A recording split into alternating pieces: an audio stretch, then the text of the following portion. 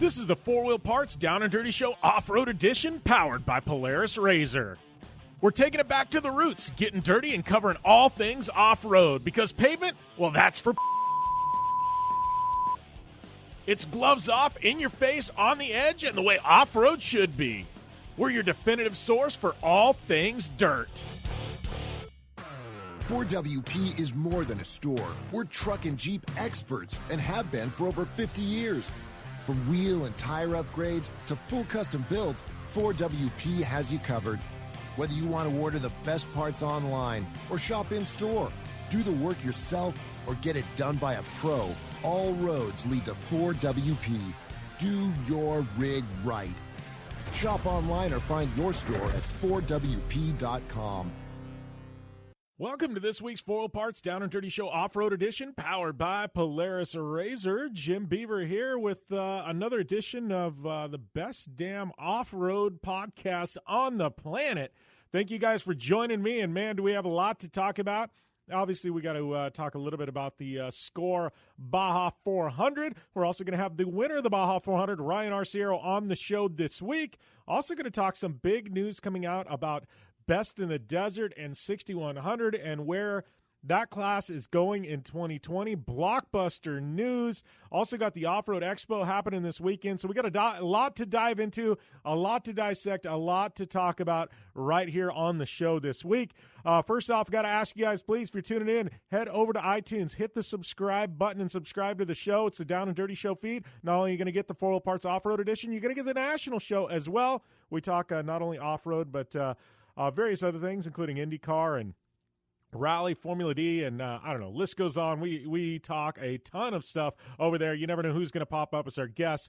Anybody from John Force and Alexander Rossi to guys like Ryan Arciero and Robbie Gordon. I don't know, it's just a fun time had by all. So hit that subscribe button over there on iTunes, and you're going to get all of our shows right there, smack dab in your, I guess, in your phone inbox every single week. We also got Project Action, my other show as well.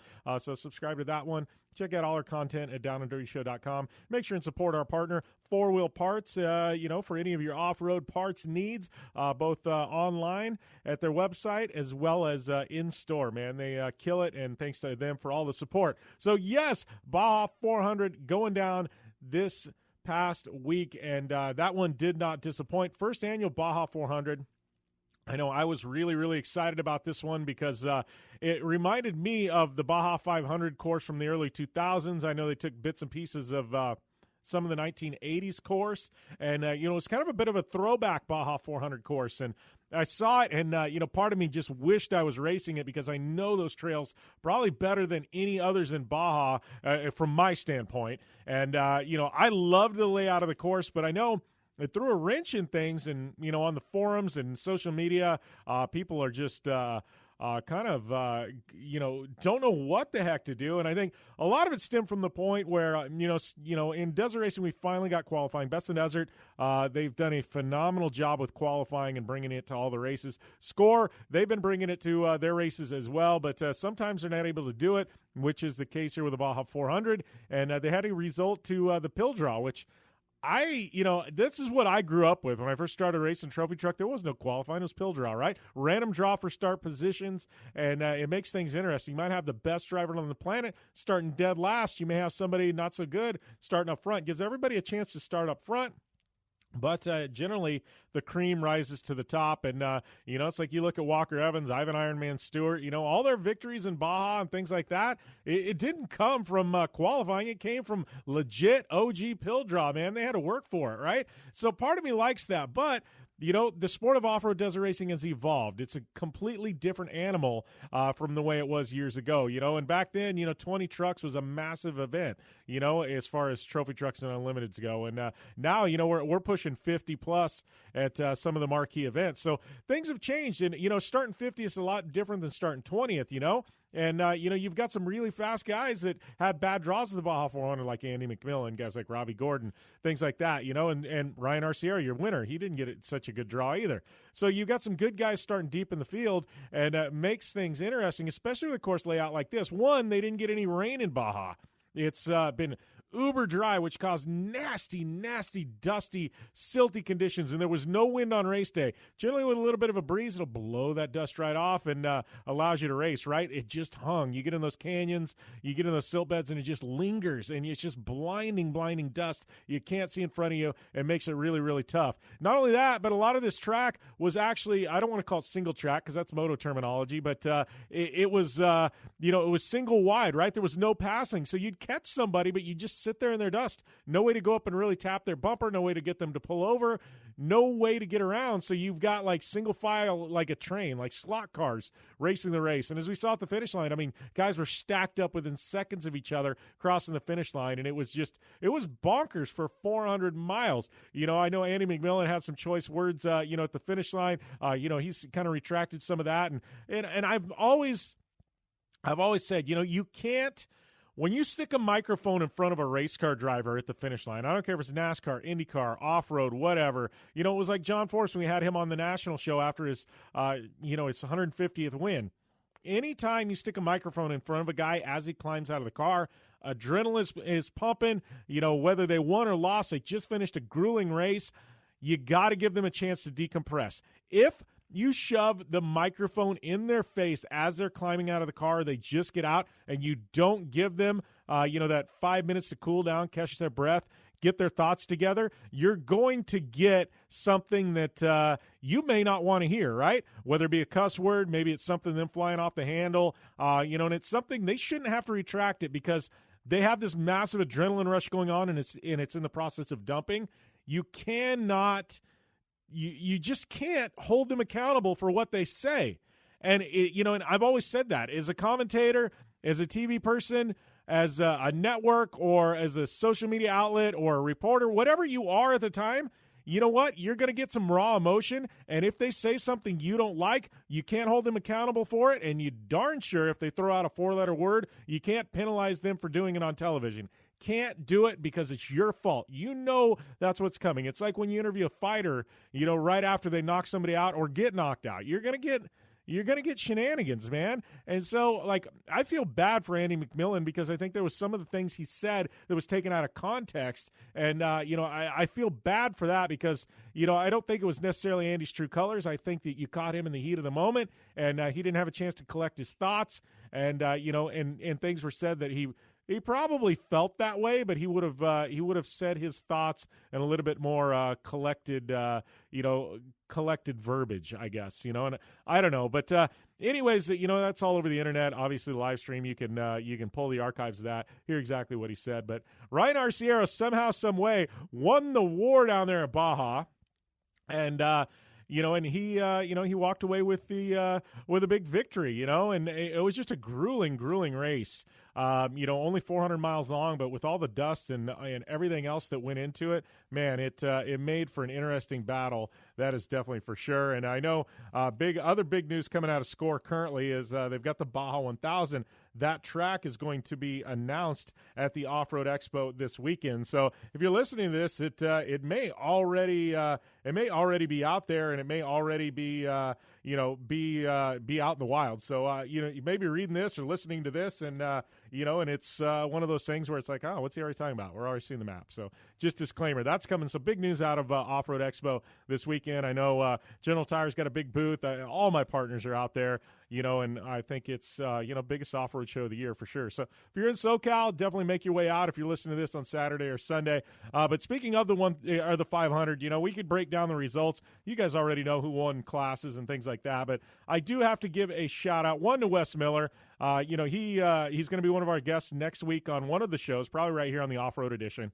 He took the victory in Pro Turbo UTV, well-fought win. I know he darn sure won the race last September. What was it, out of Rosarito? It was kind of more of a short course type race, and didn't get his first score UTV win. It was kind of I don't know. There's some shenanigans that went on with the scoring, and he got it taken away. But for him to battle back, come back a year later, take that victory. Big shout out to Wes Miller. Looking forward to getting him on the show. But finishing 23rd overall and third out of all 23rd overall and third in all motorcycles and quads and everything else was Adolfo Ariano. And I got to give a shout out to Adolfo because I haven't seen a quad finish third out of the bikes and quads and 23rd overall ever. He beat every single class, including 6100, including Class 1. He beat all the other classes except for trophy truck and the two-wheel dirt bikes.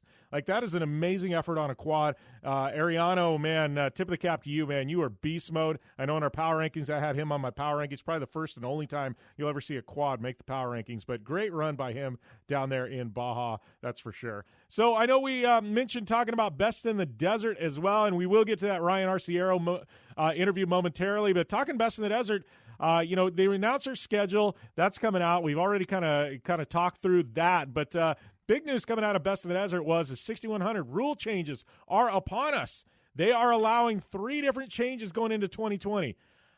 You're going to be allowed to run an underdrive. You're going to be able to run the bigger motor that Score runs, and you're going to be able to go to 40-inch tires. So basically, they're getting close to mirroring Score's rule set, which I think is good, right, for the health of the class. You're going to have uniform rules. Guys in Score can come into Best in the Desert. Best in the Desert can go to Score. You don't have to worry about swapping engines, any of that good stuff, or tires. You can go and compete, on a level playing field. Your truck's good for either series. That is a bonus for off-road. The thing that I have a problem with is that Best in the Desert does this 3 months before 2020 season starts. All these guys have engines. They've got their program set. Now it's like, to run and be competitive in 2020, you're going to have to write a $50,000 check for an underdrive, a new engine, and I don't know. Obviously tires aren't that expensive, but probably not that much. But you're talking probably at least a $35,000 check to get up to speed, 40 maybe. To me, that's crazy. Normally when people institute a rule change in any kind of motorsport, they give guys at least a year heads up, right? Most of the time it's 2 years. I mean, let's look at the most recent one, Lucas. They've had, these big, bad Pro 2 motors in Pro 2, right? 900 horsepower. They decided they wanted to adopt the Midwest rule package with the 410s, the spec engine. So they go to all their guys and say, look, 2021, we're going to this engine. We know you guys have these engines. We're going to give you 2 seasons with these high horsepower motors. By then, you're either going to pop them or they're going to need replaced or whatever, right? So we're going to give you 2 seasons with your hot rod engine.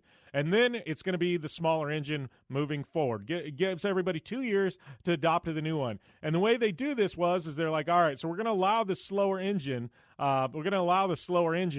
To start up front.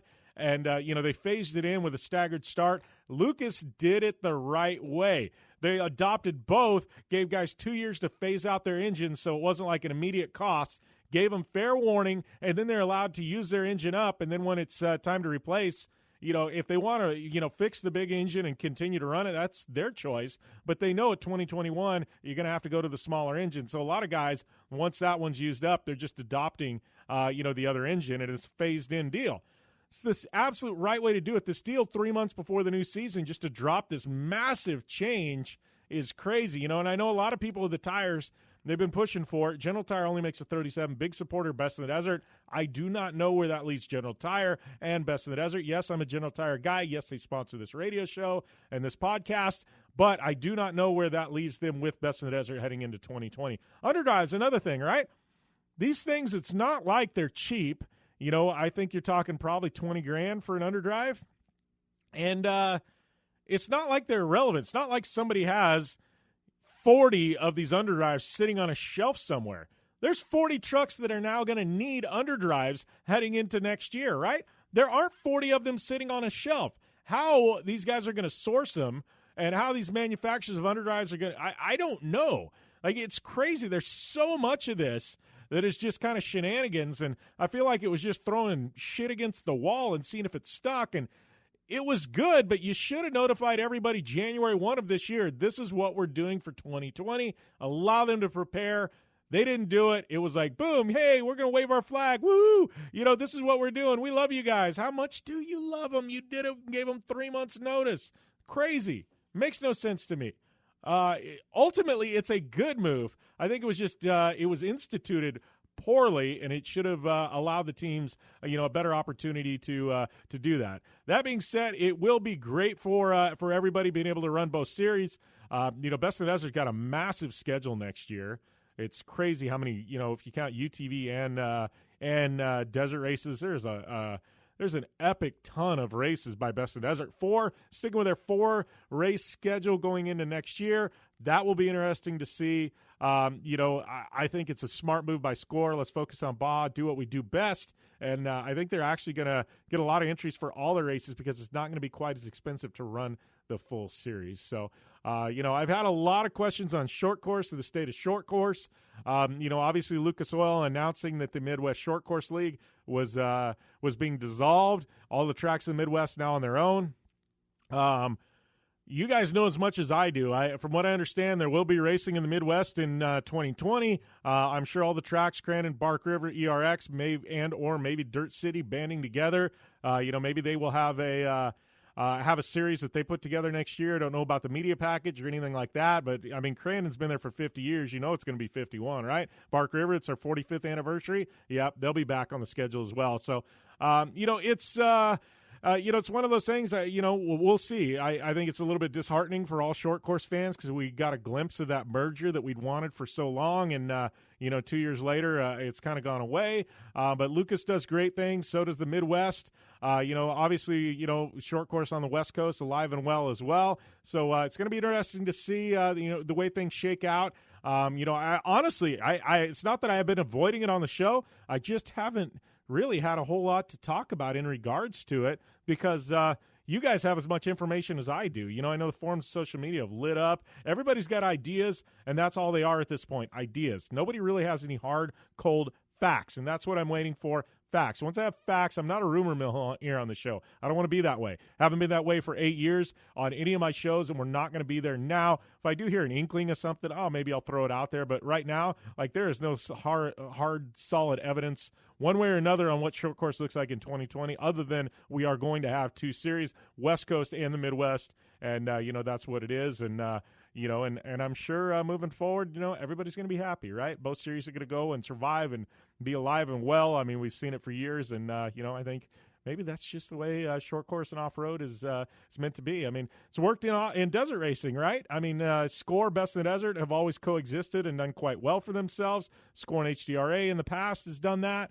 Before Best in the Desert came along, it's... I don't know. We've been successful with multiple sanctioning bodies in desert racing and drivers competing in both. And, and I'm hoping that short course is the exact same way moving forward. It's weird because in desert racing, I knew even the promoters have played well together and things like that, and got along fine. I feel like short course has always been a line drawn in the sand. You're either a Midwest guy or a West Coast guy. I don't think it has to be that way. I think it's got to be you're just a short course guy and you run whatever you want to run. I think that's the takeaway. That's the way things should be. So when we get more on that, we will chime in. I think right now it's time to probably take a short commercial break. And when we come back, we're going to jump into that amazing interview I did earlier this week with Ryan Arciero, your winner in trophy truck and overall of the SCORE Baja 400. That's coming up here on the Full Wheel Parts Down and Dirty Show Off-Road Edition, powered by Polaris RZR, after this break. You want extreme performance, reliability, and the most fun you can have on 4 wheels? The Polaris RZR brings it to you. But you don't need to take my word for it. You can take theirs. I'm Tanner Faust, and I choose the Polaris RZR because it's the most fun you can have with a steering wheel. What's up? I'm Ronnie Renner, and I choose Polaris RZR because it's the sickest, most reliable side-by-side on the planet. What's up, everybody? Heavy D from Diesel Brothers. Listen, I'm on Team RZR because it's hands down the best piece of machinery on the planet. I'm RJ Anderson, and I choose Polaris RZR because it's the most fun, most capable machine. Action sports stars, TV personalities, and some of the best race car drivers in the world all choose Polaris RZR because it's the ultimate combination of power, suspension, agility, and fun. Find out more information on the web at PolarisRZR.com or follow at Polaris RZR on Facebook, Instagram, and Twitter, and use the hashtag RazorLife to share your story. When looking for a new wheel for your off-road vehicle, car, truck, or UTV, the choice is easy. You choose what the pros use. Rob McCachran, Keegan Kincaid, and myself, Jim Beaver, all exclusively use Vision Wheel, whether we're dominating Baja, taking the cup at Crandon, or shredding UTVs. Vision Wheel's trend-setting designs and durability will set you apart from the competition and your friends. Check out visionwheel.com or at Vision Wheel on social media to learn more. Anywhere is possible. It's more than just a slogan. Anywhere is possible with General Tire's wide variety of tires for whatever it is that you drive. Whether you're looking for off-road capability balanced with impressive on-road performance or ultra-high performance offering all-season traction designed with a driving enthusiast in mind, General Tire has what you need to get where you're going. General Tire, providing anywhere is possible with a Down and Dirty radio show since 2012. Do you race or are you a weekend warrior? Have you checked on the date on your helmet recently? Don't get caught off guard by using an outdated helmet. Impact Racing, the leader in motorsport safety, has new SA 2015 helmets to fit your budget. Whether you're looking for a helmet with a full carbon fiber shell to take you to victory at the Indy 500 or just looking for some helmets for a weekend at Glamis, Impact Racing has a helmet for you. Find out more information at impactraceproducts.com or on Facebook at Impact Safety. Super ATV is the industry leader in aftermarket UTV and ATV parts and accessories. Super ATV products are designed, engineered, tested, and manufactured right here by Super ATV. Whether you're looking to upgrade your suspension, get stronger axles, or you're looking for a new winch to get you out of a tough spot, Super ATV has what you're looking for. And since we know you're in a hurry, we offer fast, free shipping to the lower 48 states on all orders. Visit superatv.com now and get your UTV or ATV dialed in. Welcome back to the Down and Dirty Radio Show, powered by Polaris Razor. I'd like to welcome my good friend Ryan Arciero to the show. Ryan, man, the big one, you finally, I don't want to say got the monkey off your back because you've won in Trophy Truck before, but, dude, this has to feel really damn good about now.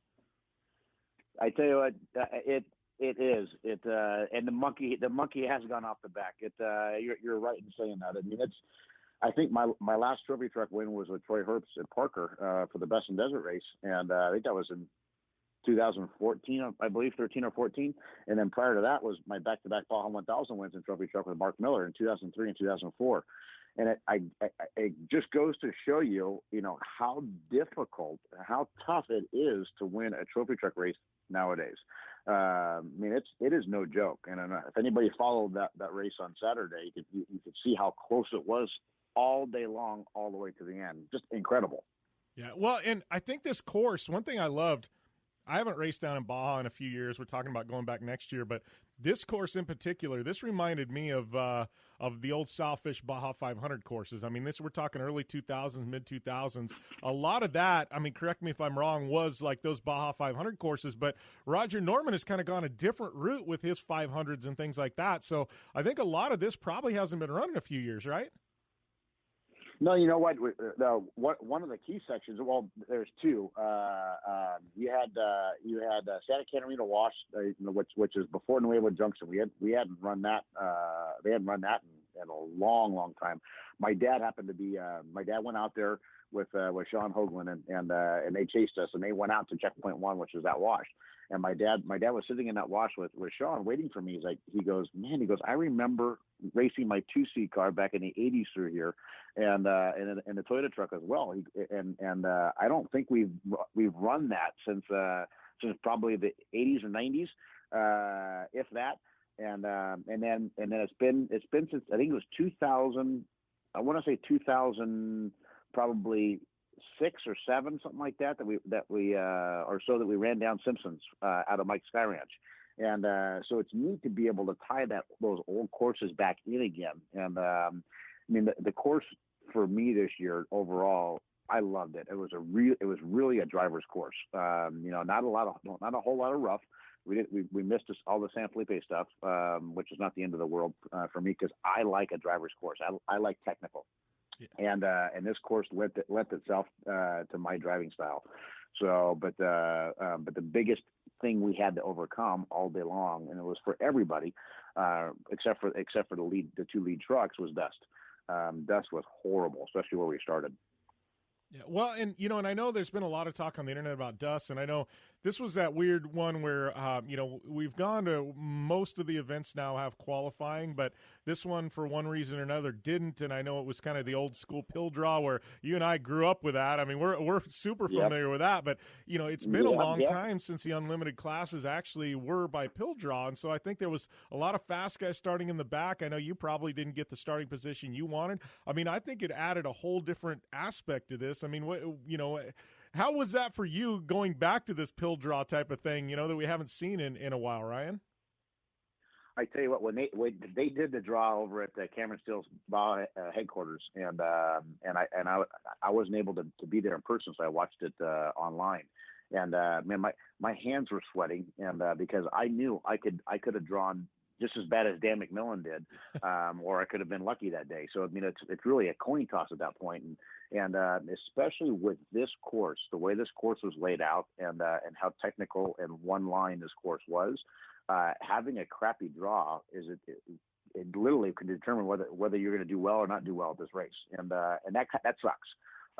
Because really you don't want to add another element to what we already go against to try to finish and win one of these races, and when you mix in some of the slower guys, and I say that lightly, I say slower guys, we're all out there competing, we all want to have a chance to win, and but you get guys that either that are new to the sport or don't have the experience level that some of the fast guys have, and run a lot slower pace. I mean, it can really turn your race upside down. And because it being a one-line course for this race, there's not a lot of opportunity to pass. And for us, and I know a lot of the other guys out there, we had all week long during pre-running, we had wind, and this never fails.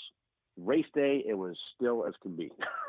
And I can't figure it out. I mean, all during the week of pre-running, we're like, man, this is great. I hope this wind comes up for Saturday. And in the back of my head, I'm like, it's going to be like every other race we have, where Saturday morning it's going to be still as can be. And serious heck, it was the wind was still, and so the dust just sat. So it made it even more difficult to try to run through the dust to try to catch somebody. And you had to be patient. You had to be. You couldn't make any mistakes. You couldn't get any flat tires. You couldn't blow any corners. If you wanted to win this race, you had to be consistent and have some patience running through that dust, and to try to get around guys that are making these mistakes. And that's what we capitalized on. We weren't able to physically pass anybody running because you couldn't see, so it forced us to be consistent, let them make the mistake, then we get around them, and that's exactly what we did all day long. But still, it was an uphill battle to the finish line because there was only one time that I was out of dust. And that was Robbie Pierce started right in front of me between Andy McMillan and myself. Robbie had a mechanical issue at mile 60, and I was deep in his dust, and it allowed me to get around him. And I had a little bit of clean air for about another 40 miles, and so it allowed me to bridge that gap to that next group of trucks up in front of us. And that was it. That was the only probably break I had dust free. The whole rest of the race was in dust the whole way to the finish. Yeah. Well, and do you think, because you and I have both read what's going on the internet and everything else, but do you feel like if there was some wind on race day, or if there would have got rain, that week of or something like that, it would have changed the dynamic and we wouldn't be hearing the conversations we're having? I agree. The draw itself probably made the race the way it ended up, and not with just us winning, but how close it was at the finish line. I've never, and I know you haven't either, all the years we've been involved in the sport. You ever seen a finish like that before? We had that many trucks stacked up like seconds. Boom, one truck, second truck, third truck. I mean, that was incredible, and that was more than likely probably because of the draw. I'm not a big fan of the draw. Going back to answer your first question, I'm not a big fan of it. I'd rather us qualify or be based on the merits of where we finished the last race. For us, our last race is the 500, and we ended up having a DNF because of a part failure. So for us, it was, I was okay with the draw for this particular race. I would have rather qualified. Don't get me wrong, but having a good finish at this race was everything, because it leads us right into the biggest race we have all year long, which is the one that everyone wants to win, in the Baja 1000. Yeah, well, and talking about the 1,000, I mean, Ryan, I mean, I guess the results for this determine the Baja 1000, correct? I mean, you're on pole position for the biggest off-road race of the year, buddy. How are you going to be approaching this, man? This is like pole at the Indy 500, buddy. I know it is huge. It is huge. It does come with some disadvantages as well. Opening the road for the Baja 1000 sometimes can be a disadvantage, but all depending on the weather, what we have, it's also obviously a huge advantage because we're setting the pace, and as long as there's no mistakes made or flat tires, you're dust free. Which not having dust in front of you is a big advantage. And anybody that says it's not, I mean, it is. The biggest thing that you need to realize as a driver is the team needs to communicate with you every step of the way on where you're at, because you have nothing to gauge the pace off of at that point when you're out front. And the perfect example of that is what happened to us at San Felipe. We lost radio. We had some radio issues and our MSAT issues to be able to communicate with me. And we had such a big lead over the whole rest of the pack. I think we had 15, 20 minutes to the next car behind us. We were checked out. But what I didn't get any information was all the fast guys started way back. They were 30, 40 minutes back at the start line. And not having that information, or not being able to get that information to me, I just kept the same pace I've been running all day. Well, that pace wasn't quick enough because, Andy ended up beating us by a little over a minute. Because he was able to pick up the pace and knew exactly where I was. I had no idea where he was. So it comes with some disadvantages as long as you get the communication you need to validate the pace that you're running, whether you need to pick it up, or whether your pace is good, or whether you can back it down a little bit. Yeah. Well, and all that being said, I mean, you got to be really excited with this program. I know, you've had some hiccups along the way, but right now, I mean, you mentioned San Felipe, but now you guys are hitting your stride. I mean, I think, and we know with a new program, sometimes it takes a while to get everything to put together and everything to gel, but you've got to be really excited right now because I feel like this season, everything is finally, you guys have kind of come together and it's there. You guys are there, Ryan. We've been working so hard. The Herb Smith Fab guys, Terrible Herbs guys they've been working their butts off all year long on these trucks, and the trucks are awesome. Like I said, we've just been missing a couple pieces to the puzzle, very small things, and it takes all those pieces to come together to win a race, and we're finally there. We just got this was the first race for our new power plant. We're making that crossover between NASCAR and off-road racing. Joe Gibbs Racing is building our engines now. They're building a trophy truck specific engine. Troy Herbst was the first one to run it in San Felipe, and then Tim Herbst got his right after San Felipe for the 500, and then we have ours now, and then the fourth engine that Gibbs built went to the concrete guys, Kevin Thompson and Harley Lettner, which they didn't run for this race. They ran it for Vegas to Reno and had some issues, mechanical problems with something else in the truck. But this engine, Jimmy, tell you, this engine's no joke. These guys, they took everything they learned from NASCAR. And with NASCAR, you have to build an engine based on being in a box, being constrained. You can only do this. Now the engineers over there, Dustin and Mark, the engine builder, were able to really use and take everything they learned from NASCAR and take it to another level, and build something that was just really special. This engine is it's one of the best engines I've ever raced in any form of motorsport. Incredible. Yeah, that's amazing to me, that we've got, and I know Robbie's, done some development stuff with his engines and things like that, from stuff he's been able to bring over from Cup. But, to have an investment like Joe Gibbs, and I know, I know Roush has kind of toyed with things, but they've never really gone all in. But, to have that kind of, brain power, and that's not taking anything away from anybody in off-road, but NASCAR, I mean, you and I know that's just another level there. But, I mean, that's so huge for our industry as a whole, and just to see where things kind of turn, because I think it's going to make everybody raise their game, over the next year or two. No, for sure. And it's not, they didn't just take a NASCAR engine and say, okay, that we're just going to tweak it here, tweak it there, make it work for the trophy truck guys. They started from scratch. They developed a new block, parts and pieces. They started from scratch, but it's all the resources they had, and they spend a lot of freaking money to go win those NASCAR races. So there's a lot at their disposal.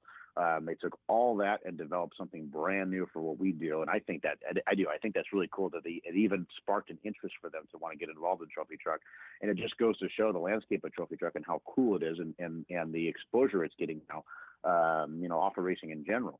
But it's just neat to see that, and with the Gibbs guys coming, they come to each one of the races, and they are having the time of their lives. They love the sport. They've embraced it. The people of the sport have embraced them. So that, I think that in itself is just so cool. Yeah, well, and I do think it's funny you mentioned that, because it's crazy that I can go to a NASCAR race now, and I've been to a couple of them just with General Tire and ARCA and what Riley Herbst is doing, and you got Zane Smith and Sheldon Creed and now Haley Deegan, and it's like I go to these races and I feel like it's old home week, but I love that we're at a point now with off-road where we've got these mergers, you know what I mean? Not mergers, but things are kind of meshing together where you've got the off-road community and now you've got the NASCAR community coming over, and like I think it's so amazing that we're at this point where this is actually happening. And I think, for both, it's, we've got these super talented kids that are going to be, racing stock cars at the premier division in the next year or two. And, and on the same token, now we're be able to bring that technology over into what we're doing. Like, it's an amazing crossroads we're at here for the sport of off-road.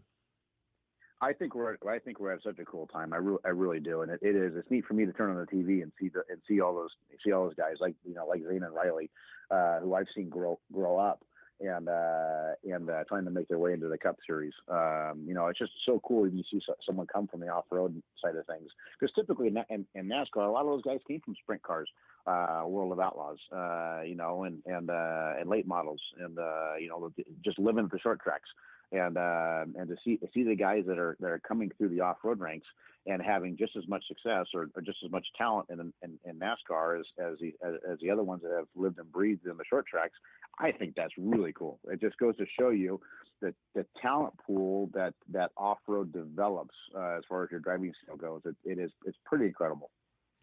Well, all this being said, Ryan, you guys pole position for the Baja 1000, as we said. I mean, how are you guys now? How are you going to approach the 1000? I mean, what do things look like for you? Because we're actually not far away from the Baja 1000. I mean, less than 2 months out. I know you're going to go do your homework, do some pre-running. This isn't a point-to-point 1000. How are you guys going to approach this? How much time?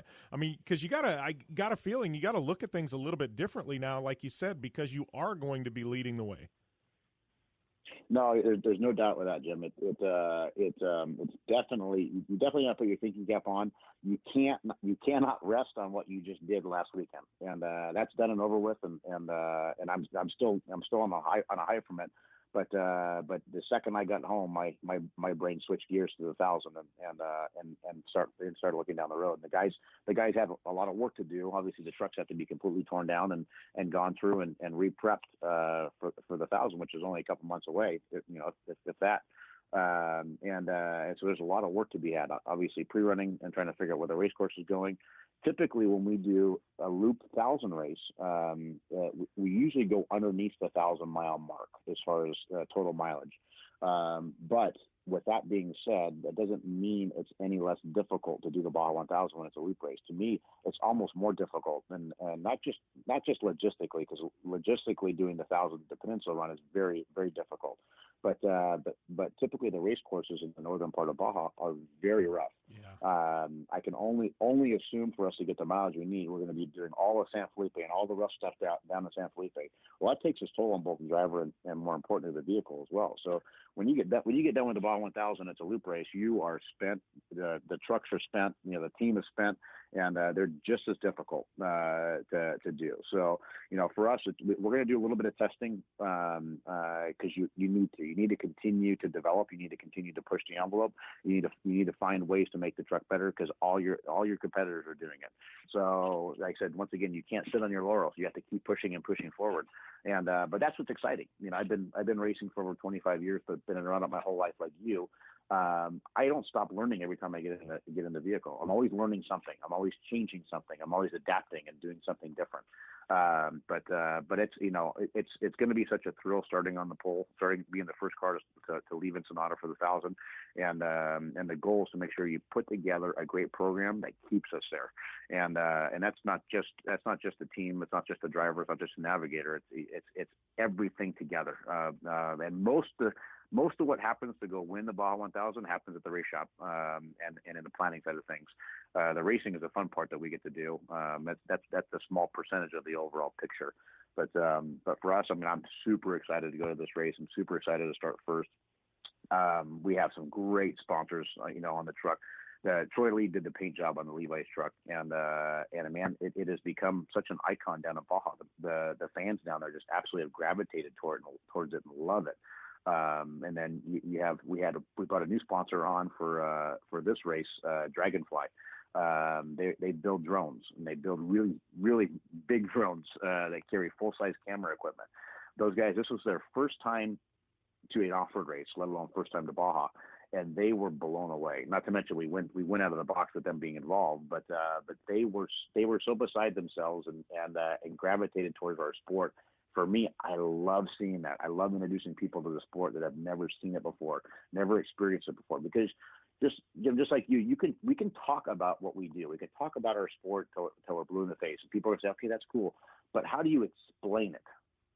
How do you create that emotion unless you're there and you see it and you experience it firsthand? So, and obviously guys like BF Goodrich, I didn't get a single flat this last race because of what they put into the sport, the engineering they put into those tires.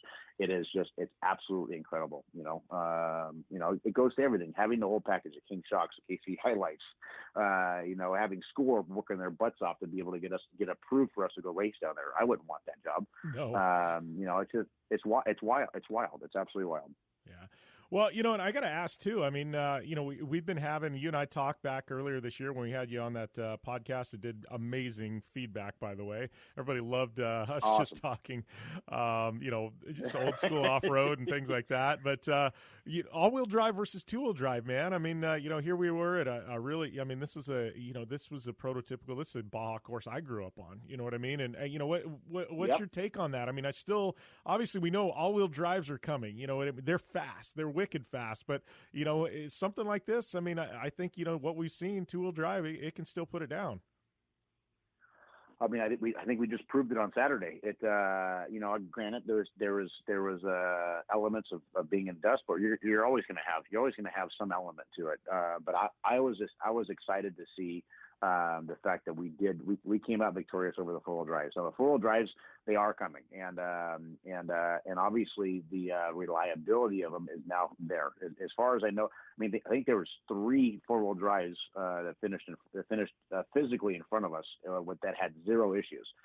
Bryce Menzies and his, I besides dust and flat tires, if he even got those, 0 issues. So now the reliability is there, but at the same time, we still beat them with a 2-wheel drive. So what I haven't seen yet is while we're racing and without any issues on either side, I haven't seen them completely smoke the 2-wheel drives yet. That doesn't mean that's not coming. I've driven one of the 4-wheel drives, and it is incredible when it comes to the graded roads and the sand washes and how it accelerates out of a corner. There's no question, no doubt about the fact that for sure it does that better than a 2-wheel drive. But you also have to put the big picture together. You have to put the picture together from the green flag to the checker flag. So, and a lot of things can happen in the middle there. Yeah, no, completely agree. That's what we love about off-road racing, right? There's that asterisk up there at any race. There's always that little bit of unknown. But Ryan, I appreciate you taking the time, buddy. We're up against a time break here for the national show, but man, congratulations to you guys on the W down there in Baja. And I got to tell you, I think I was stoked for you, man. I was absolutely, it was just amazing to see you back up there because I know how hard you guys have worked. Thank you so much. I really appreciate that. Thank you for all your hard work with the show, all the fans that listen to the show. We couldn't do what we do without the support of guys like you and fans of this show. So keep up the good work, and hope to be talking to you after the 1,000 too in the same position.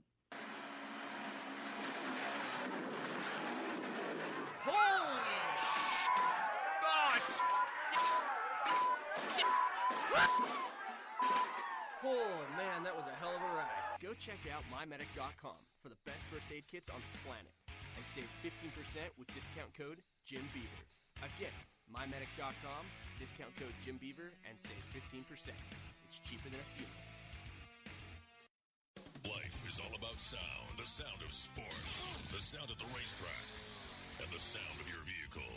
Don't drive around listening to this. Drive around listening to the sound of performance. Gibson Performance. Gibson Performance Exhaust is the company who can turn this into this. Remember that life is all about sound, and Gibson Exhaust is the sound of performance. Check out your next catback exhaust system, headers, muffler, or UTV exhaust at GibsonPerformance.com and get more power and more sound. Looking to have some fun on four wheels? Dirtfish Rally School has you covered. Packing as much adrenaline and adventure as you can handle into high-performance all-wheel drive and rear-wheel drive Subaru rally cars is where the fun begins at Dirtfish. Just 30 minutes outside of Seattle and Snoqualmie, you'll get a chance to train up to 3 full days with some of the country's best instructors and be put through the high-octane rush of rally on mud, dirt, and tarmac. Get started today and call 425-888-7715 or visit us online at dirtfish.com and use code 911 for a 15% discount.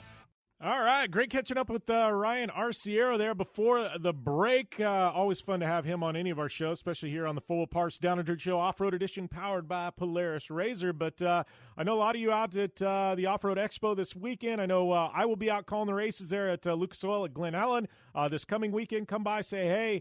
Would love to meet up with you guys. As always, follow me on social media at JimBeaver15. Subscribe on iTunes to the show. And please leave a rating or review when you do. Give a big shout out here to Full Parts, Polaris RZR, General Tire, Vision Wheel, Dirtfish. Use a coupon code DOWNDIRTYDF. It'll get you 15% off at Dirtfish. Gibson Exhaust, as well as our good friends there at Super ATV. MyMedic, it's coupon code Jim Beaver. Will get you 15% off there at MyMedic. And all the partners who keep us in business and keep us rolling here, thank you for the continued support. And if you got any guest suggestions, hit me up on social media. Would love to hear them. And, yeah, I guess we're going to sign off for this week, and we'll see you next week right here on the Full Parts Down and Dirty Show Off-Road Edition, powered by Polaris RZR. 4WP is more than a store. We're truck and Jeep experts and have been for over 50 years. From wheel and tire upgrades to full custom builds, 4WP has you covered. Whether you want to order the best parts online or shop in store, do the work yourself, or get it done by a pro, all roads lead to 4WP. Do your rig right. Shop online or find your store at 4WP.com.